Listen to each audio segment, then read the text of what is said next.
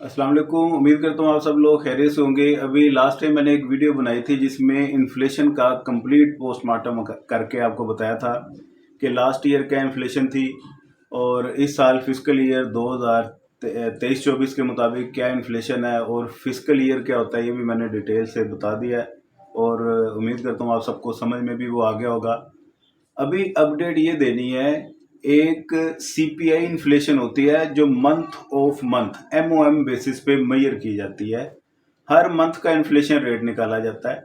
तो अगस्त चूंकि गुजर चुका है, सितंबर स्टार्ट हो चुका है, अगस्त का इन्फ्लेशन रेट वो इन्होंने डिटरमिन कर लिया है।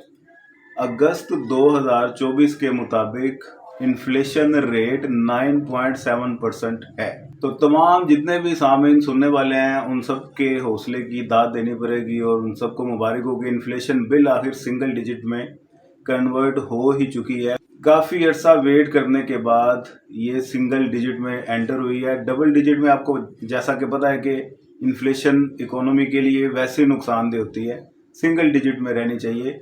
अब इस सिंगल डिजिट को सस्टेन करना गवर्नमेंट की रिस्पॉन्सिबिलिटी है। कोई इस तरह के स्टेप्स और मेजर ले जिससे ये सिंगल डिजिट में ही रहे और आगे आने वाले नेक्स्ट मंथ में इन्फ्लेशन रेट मज़ीद नीचे आए। ठीक है जी, तो ये एक अपडेट थी। मैंने कहा मैं अपने नाजरीन को ये बता दूं कि इन्फ्लेशन रेट वो 10% से नीचे आ चुकी है, जिसकी वजह से कुछ थोड़ा बहुत उम्मीद की एक किरण नज़र आई है कि शायद मामला स्टेबल हो सकें।